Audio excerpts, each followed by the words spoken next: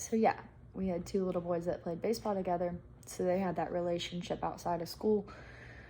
So whenever they played a little bit rougher than the other kids, and oftentimes our teachers would see them and get on to them.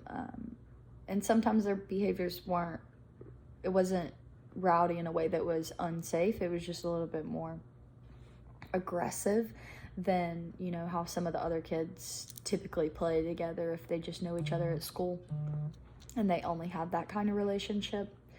But I liked how she was like, do you like that? And if you didn't like that, you know, you can use your big voice and, you know, assert what you do and don't like. That way others, whenever they come into your space, you're able to use your own social skill set and, you know, mitigate that from becoming a tattletale, which I do not like. So I will definitely be using that as a strategy with my kids, because I really have wanted to find a way to avoid as much tattletelling as possible, unless, you know, obviously it's warranted.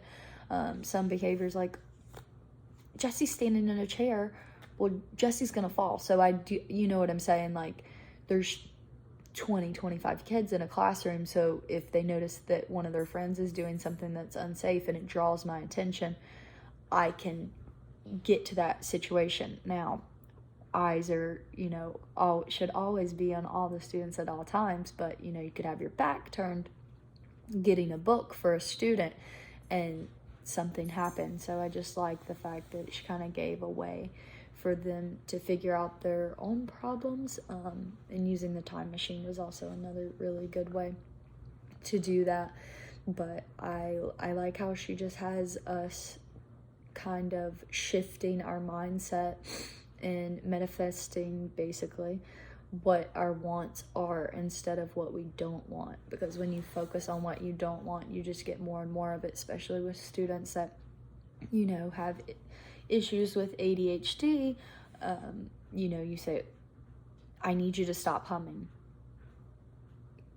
That kid is going to keep pushing that button, like we were taught in the last video. They're going to keep pushing that button until you have a reaction and you allow their control of that reaction.